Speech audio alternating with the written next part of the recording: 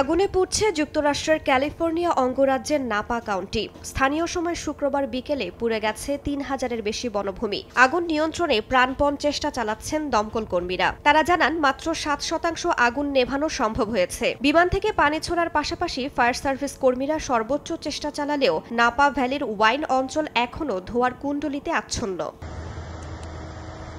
শুধু নাপা কাউন্টি নয়, পার্শ্ববর্তী লেক কাউন্টিতেও ছড়িয়ে পড়েছে আগুন। বৃহস্পতিবার বিকেলে সূত্রপাত হওয়া আগুন নিয়ন্ত্রণে রাতভর কাজ করেন ৩৫০-র বেশি কর্মী। এ অবস্থায় জরুরি সতর্কতা জারি করেছে স্থানীয় কর্তৃপক্ষ।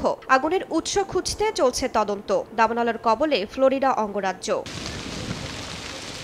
দাবানলে পড়ছে ইউরোপের বেশ কয়েকটি দেশও। স্পেনে আগুন নেভাতে ব্যস্ত ফায়ার সার্ভিস কর্মীরা।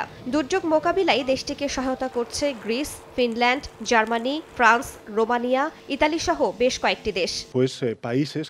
ইউরোপ মানে সংহতি, অঙ্গীকার আর সুখে দুঃখে একসঙ্গে থাকা। অতীতে স্পেন যেমন গ্রিস ও পর্তুগালের দাবানলে পাশে দাঁড়িয়েছিল, এবার সেই সহযোগিতা ফিরে আসায় ইউরোপীয় ঐক্যের বার্তা আরো জোরালো হলো।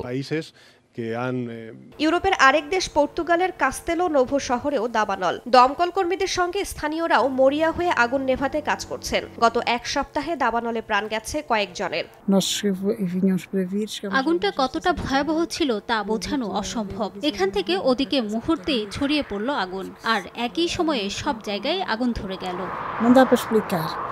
পরিসংখ্যান বলছে এক সপ্তাহে দাবানলে পুড়েছে প্রায় ২,৭৪,০০০-এর বেশি হেক্টর জমি। ২০০৬ থেকে ২০২৪ সালের গড় বার্ষিক হিসেবের প্রায় ৩ গুণ। পর্তুগালে এর আগে সর্বশেষ এমন ভয়াবহ পরিস্থিতি হয়েছিল ২০১৭ সালে। কয়েক মাসের ব্যবধানে ২ দফা দাবানলে সে সময় প্রাণ হারান শতাধিক মানুষ। এবারও সেই স্মৃতি ফিরিয়ে আনছে বনভূমির ভয়াবহ আগুন। রাইসা জান্নাত, সময় সংবাদ।